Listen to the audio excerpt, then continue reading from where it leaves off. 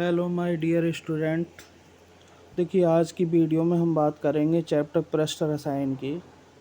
इसमें mostly 3 part हैं। एक तो उत्प्रेरक का है, दूसरा कोलाइडी अवस्था का है और तीसरा जो है आपका अवशोषण और अधिशोषण का है। तो हम आज जो है इस वीडियो में हमने दूसरा पार्ट लिया है। दूसरा पार्ट को जो है लगभग कंप्लीट कर लेंगे, थोड़ा सा रह जाएगा, वो अगली वीडियो में करेंगे। तो चलिए स्टार्ट करते हैं। कोलाइडी अवस्था। कोलाइडी अवस्था को जानने से पहले कुछ बेसिक टर्म्स हैं, उनको जानना बहुत ज़रूरी है। तो सबसे पहली हेडिंग है हमारी जो है क्रस्ट लार्व। क्रस्ट लार्व इंग्लिश में कहते हैं क्रस्टेलॉइड्स। तो ये क्या होते हैं? वे पदार्थ जिनके जलीय विलयन चरम पत्र झिल्ली द्वारा आसानी से छन जाते हैं, क्रस्ट लार्व कहलाते हैं। यानी कि जो वास्तविक विलयन के जो कण होते हैं वो क्रस्ट लार्व कहलाते हैं। वास्तविक जो विलयन के कण होते हैं वो क्रस्ट लार्व कहलाते हैं। और वास्तविक विलयन के जो कण होते हैं, या फिर विलायक के कण या फिर विलय के कण, दोनों ही चरम पत्र झिल्ली से छन जाते हैं। तो ऐसे विलय कणों को क्या कहते हैं? क्रस्ट लार्व कहते हैं। जैसे में क्या है आपका चीनी हो गया, नमक हो गया, यूरिया हो गया आदि के जो विलयन होते हैं वो वास्तविक विलयन होते हैं, और इनके विलय के जो कण होते हैं ये वो जो है क्रस्ट लार्व कहलाते हैं। ठीक। अब अगली बात करेंगे जो है हम कोलाइड की। कोलाइड क्या है? तो वे पदार्थ जिनके जलीय विलयन चरम पत्र झिल्ली द्वारा आसानी से नहीं छन पाते हैं, कोलाइड कहलाते हैं। जैसे गोंद हो गया, जिलेटिन हो गया, सरेस हो गया आदि। तो ये सब क्या है? कोलाइड कण हैं। क्या है? कोलाइड कण हैं। गोंद और जिलेटिन के जो विलयन होते हैं वो कोलाइडी विलयन कहलाते हैं। ठीक है। और ये चरम पत्र झिल्ली के द्वारा जो है नहीं छन पाते हैं। अगली जो है कणों के आधार पर जो है हम वर्गीकरण करेंगे विलयनों का। तो कणों के आधार पर जो है विलयनों को 3 भागों में बांटा गया है। एक तो वास्तविक विलयन है, दूसरा कोलाइडी विलयन है और तीसरा निलंबन है। तो जिसमें विलय के कण बहुत छोटे होते हैं वो तो वास्तविक विलयन होते हैं, और जिनमें विलय के कण थोड़े से बड़े होते हैं, 10 की पॉइंट -5 सेंटीमीटर से लेके 10 की पॉइंट -7 सेंटीमीटर, तो ऐसे जो विलय के जो विलयन होते हैं वो कोलाइडी विलयन कहलाते हैं। अच्छा, ऐसे जो है जिनमें विलय के कण बहुत ज़्यादा बड़े होते हैं, जैसे रेत के कण, तो वो क्या कहलाते हैं? निलंबन कहलाते हैं। क्या कहलाते हैं? निलंबन कहलाते हैं। यहाँ पर देखेंगे इसे जो है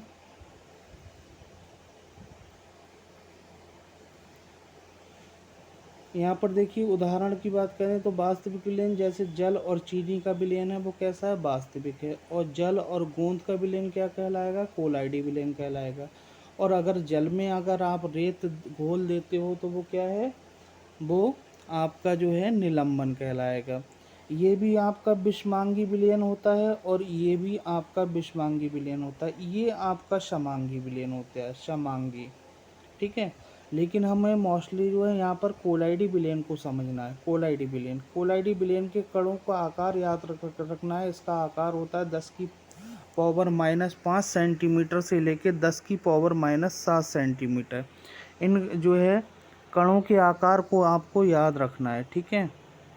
अगला कोलाइडी विलयन को देखते हैं। कोलाइडी विलयन क्या है? डेफिनेशन को आराम से पढ़िए। ठीक है। कोलाइडी विलयन, बे विलयन, क्या? बे विलयन। ठीक। कोलाइडी विलयन कहलाते हैं जिनमें किसी निश्चित पदार्थ के छोटे छोटे कण। अब छोटे छोटे कण कितने हैं? 10 की पावर -7 सेंटीमीटर से लेके 10 की पावर -5 सेंटीमीटर। ठीक। हाँ। परिक्षिप्त प्रावस्था के रूप में। परिक्षिप्त प्रावस्था क्या होती है? जो विलय जो है कम मात्रा में होता है वो परिक्षिप्त प्रावस्था होती है। तो परिक्षिप्त प्रावस्था के रूप में यानी विलय के रूप में एक अन्य पदार्थ एक अन्य पदार्थ जिसको परिक्षेपण माध्यम कहते हैं, यानी कि जो विलायक होता है यानी जो अधिक मात्रा में होता है वो क्या है, परिक्षेपण माध्यम है, में जो है पहले रहते हैं, परिक्षेपण माध्यम में जो है फैले रहते हैं। यहाँ पर जो है बेटा पहले नहीं है, फैले रहते हैं, फैले होगा, ठीक है, फैले, फा है, फैले रहते हैं। कोलाइडी विलयन जो है रहते हैं, कोलाइडी विलयन कहलाते हैं। कोलाइडी विलयनों को कलिल या सॉल भी कहते हैं, कलिल या सॉल भी कहते हैं। अगले देखिए यहाँ पर, जैसे मैंने बताया जो परिक्षिप्त प्रावस्था होती है वो विलय होता है, जो परिक्षेपण माध्यम होता है वो विलायक होता है, दोनों को मिला के क्या बनता है, कोलाइडी विलयन बनता है। ठीक, अगली वर्गीकरण की बात करेंगे इसकी। तो वर्गीकरण की जब बात करेंगे तो यहाँ पर देखिए वर्गीकरण परिक्षेपण माध्यम की प्रकृति के आधार पर हमने जो है इन्हें 4 भागों में बांटा है। कितने, 4 भागों में बांटा है। एक तो एरोसोल है, दूसरा हाइड्रोसोल है, तीसरा एल्कोसोल है और बेंजोसोल है। एरोसोल क्या है, जिसमें परिक्षेपण माध्यम गैस या वायु होती है, जैसे वायु में जो है पानी की छोटी छोटी बूंदें होती हैं, जैसे कोहरा कहते हैं, तो वो क्या है, एरोसोल है। हाइड्रोसोल क्या है, हाइड्रोसोल जो है इसमें क्या है, जल में कोई चीज़ घुली होती है, जल में कोई कोलाइडी विलयन घुले होते हैं, तो ऐसे सॉल को क्या कहते हैं, हाइड्रोसोल। एल्कोसोल क्या है, जब अल्कोहल में कोई जो है कोलाइडी विलयन घुले होते हैं तो उसको क्या कहते हैं, एल्कोसोल। बेंजीन में जब कोलाइडी विलयन घुले होते हैं तो उसको क्या कहते हैं, बेंजेसोल। ठीक है, डेफिनेशन सबकी ऐसे ही है, जिसमें परिक्षेपण माध्यम गैस में हो या वायु होती है तो एरोसोल, जिसमें परिक्षेपण माध्यम जल होता है तो हाइड्रोसोल, जिसमें परिक्षेपण माध्यम अल्कोहल होता है तो एल्कोसोल, जिसमें परिक्षेपण माध्यम बेंजीन होता है तो बेंजेसोल। ठीक, ये ध्यान रखेंगे। अगला देखिए यहाँ पर परिक्षिप्त प्रावस्था और परिक्षेपण माध्यम की भौतिक अवस्थाओं के आधार पर कोलाइड कितने प्रकार के होते हैं। तो ये जो है आपके 8 प्रकार के होते हैं। 3 प्रावस्था होती हैं, ठोस द्रव गैस, ठोस द्रव गैस। तो यहाँ ठोस में ठोस मिला, जैसे रंगीन कांच हो गया या मिश्र धातु हो गई या रतन हो गया, तो ये क्या है, ठोस सॉल है, ठोस सॉल है। ये जो है आपका कोलाइडी विलयन का जो है नाम है, ठोस सॉल। या ठोस में द्रव मिला है तो क्या कहलाता है, सॉल कहलाता है, जैसे गोल्ड सॉल हो गया या सल्फर सॉल हो गया। या ठोस में गैस मिली है, ठोस में गैस मिली है, जैसे जो है धुआं है, धुआं के कार्बन के कण क्या होते हैं, ठोस होते हैं, वायु में घुले रहते हैं। तो यहाँ पर जो है ठोस क्या में है, गैस में है, तो ये क्या है, ठोस एरोसोल है, जैसे धुआं या धुंध वगैरह। तो ये भी क्या है, एक कोलाइडी विलयन है।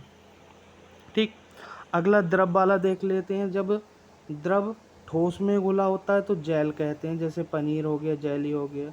जब द्रव द्रव में घुला होता है तो उसे पायस कहते हैं, जैसे दूध, मक्खन वगैरह।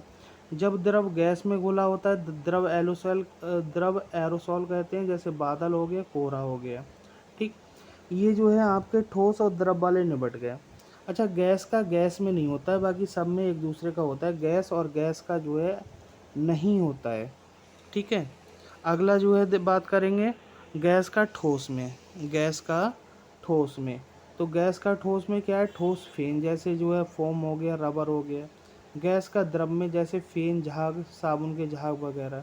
तो ये सब क्या है, कोलाइडी विलयनों के प्रकार हैं, कोलाइडी विलयनों के प्रकार हैं। अगला, परिक्षिप्त प्रावस्था के आवेश के आधार पर जो है कोलाइडी विलयन जो है वो 2 प्रकार के होते हैं। एक तो धनात्मक होता है, कौन सा, धनात्मक, दूसरा ऋणात्मक कोलाइड। परिक्षिप्त प्रावस्था यानी जो कोलाइड कण है उन पर किस प्रकार का आवेश है, उस आधार पर 2 प्रकार के हैं, एक तो धनात्मक है, दूसरा ऋणात्मक है। तो इस प्रकार इस कोलाइडी विलयन में जो है परिक्षिप्त प्रावस्था के कणों पर क्या होता है, धनात्मक आवेश होता है, तो धनात्मक कोलाइड कहलाते हैं। जैसे FeOH का होल प्राइस या ElOH का होल प्राइस, ये क्या है, धनात्मक कोलाइड है।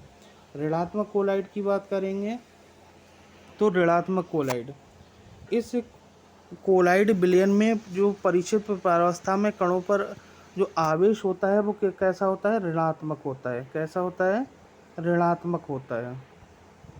ऋणात्मक होता है। जैसे रक्त हो गया, स्टार्च हो गया, आर्सेनिक हो गया, सल्फर हो गया, ठीक है, ये कुछ नहीं है, खाली एस है यहाँ पर, ठीक है, सल्फर हो गया, ठीक। अगला पॉइंट डी वाला जो है, डी में जो है किस प्रकार से हमने वर्गीकरण किया है, डी वाला मोस्ट इम्पोर्टेंट है। परिचित प्रावस्था की परिक्षेपण माध्यम के प्रति बंधुता के आधार पर दो प्रकार के होते हैं। एक तो द्रव स्नेही कोलाइड होते हैं, मोस्ट इम्पोर्टेंट है, एग्जाम में आने की काफ़ी संभावना है, इन दोनों को अच्छे से याद करेंगे। एक तो द्रव स्नेही होते हैं और एक द्रव विरोधी होते हैं। द्रव स्नेही को द्रव रागी कहते हैं और द्रव विरोधी को द्रव विरागी कहते हैं, ठीक है। तो द्रव स्नेही को पढ़ लेंगे। वे कोलाइड जिनमें परिचित प्रावस्था परिक्षेपण माध्यम के संपर्क में आते ही तुरंत कोलाइडी विलयन बनाते हैं, द्रव स्नेही कोलाइडी विलयन कहते हैं। यानी कि स्नेही, स्नेही का क्या मतलब होता है, लव, लव, ठीक है, यानी लियोफिलिक का मतलब लव, लव होता है। तो यहाँ पर जो है एक दूसरे की जो परिक्षेपण और जो है परिचित प्रावस्था एक दूसरे से लव करते हैं और एक दूसरे में संपर्क में आते ही घुल जाते हैं, तो ऐसे क्या कहलाते हैं, द्रव स्नेही कहलाते हैं। जैसे स्टार्च हो गया, गोंद हो गया, जिलेटिन हो गया, तो ये सब क्या है, आदि द्रव स्नेही कोलाइड हैं, ध्यान रहेगा। अगली बात करते हैं द्रव विरोधी की। तो द्रव विरोधी में ये क्या है कि एक दूसरे से इतनी आसानी से नहीं घुलते हैं। तो ये बेकोलाइड, बेकोलाइड, बेकोलाइड जिनमें परिचित प्रावस्था परिक्षेपण माध्यम के संपर्क में आते ही तुरंत कोलाइडी विलयन नहीं बनाते हैं, द्रव विरोधी या द्रव विरागी कोलाइड कहलाते हैं, ठीक है। द्रव विरागी या द्रव विरोधी कोलाइड कहलाते हैं। ये अणु उत्क्रमणीय होते हैं, ये अणु उत्क्रमणीय होते हैं। जैसे धातु के ऑक्साइड हो गए, धातु सल्फाइड हो गए आदि क्या है, द्रव विरोधी कोलाइड हैं, ठीक। अगला पॉइंट है पेप्टीकरण। पेप्टीकरण यानी पेप्टीजाइए जो है पेप्टीजेशन, ये मोस्ट इम्पोर्टेंट। पेप्टीकरण होता क्या है, तो पेप्टीकरण एक तरह से, पेप्टीकरण क्या है, कोलाइडी विलयन बनाने का तरीका है। इसी के जो है अपोजिट क्या होता है, स्कंदन होता है। तो स्कंदन क्या है, यानी कोलाइडी विलयन से जो है दोनों को अलग अलग, यानी जो है कोलाइडी कण और परिक्षेपण माध्यम दोनों को अलग अलग करने का तरीका क्या है, वो स्कंदन है। जैसे जो है हम दूध फाड़ते हैं तो वो क्या होता है, स्कंदन हो जाता है। और पेप्टीकरण क्या है, यानी पेप्टीकरण वो है यानी कि फटे हुए दूध को संभाल दे, ऐसा जो है पेप्टीकरण है, यानी कोलाइडी विलयन को बना दे। तो पेप्टीकरण को पढ़िए पहले, सबसे पहले, ठीक। किसी ताज़ा बने अवक्षेप में अल्प मात्रा में उचित वैद्युत अपघट्ट मिलाकर कोलाइडी विलयन बनाने की क्रिया को पेप्टीकरण कहते हैं, यह पेप्टीकरण कहलाती है। इसे याद करना है, मोस्ट इम्पोर्टेंट। जैसे ताज़ा अपक्षेप है, उसमें वैद्युत अपघट्ट मिलाया, कोलाइडी विलयन बन गया, तो ये क्या हुआ, ये प्रोसेस क्या हुई, पेप्टीकरण की हुई। उदाहरण को एक ले लेते हैं, उदाहरण को जैसे AlOH का होल थराइस के ताज़ा बने अवक्षेप में अल्प मात्रा में तनु HCl मिलाने पर AlOH3 का जो है AlOH3 का कोलाइडी विलयन प्राप्त होता है, ठीक। तो ये जो है क्या है, पेप्टीकरण हो गया, पेप्टीकरण हो गया। अगला पॉइंट लेंगे स्कंदन, कोगुलेशन जिसे कहते हैं, कोगुलेशन, स्कंदन, ये भी बहुत मोस्ट इम्पोर्टेंट है। तो किसी कोलाइडी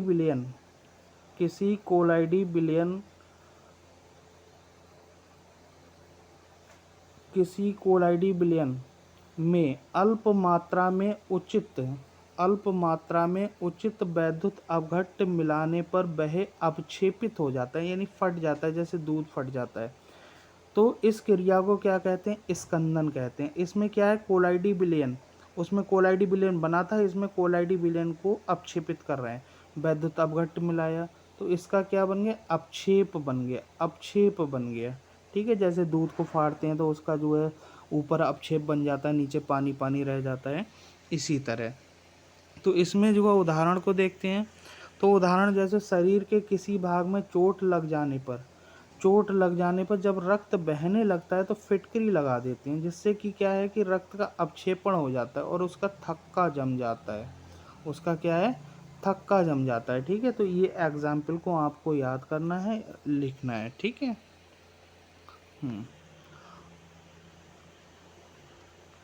अगला है आपका वैद्युत कण कण संचरण। वैद्युत कण संचरण क्या है कि जब भी ऐसा कोलाइडी विलयन होता है जिसके कोलाइडी कणों पर किसी न किसी प्रकार का आवेश होता है, या तो ऋणावेश होता है या धनावेश होता है।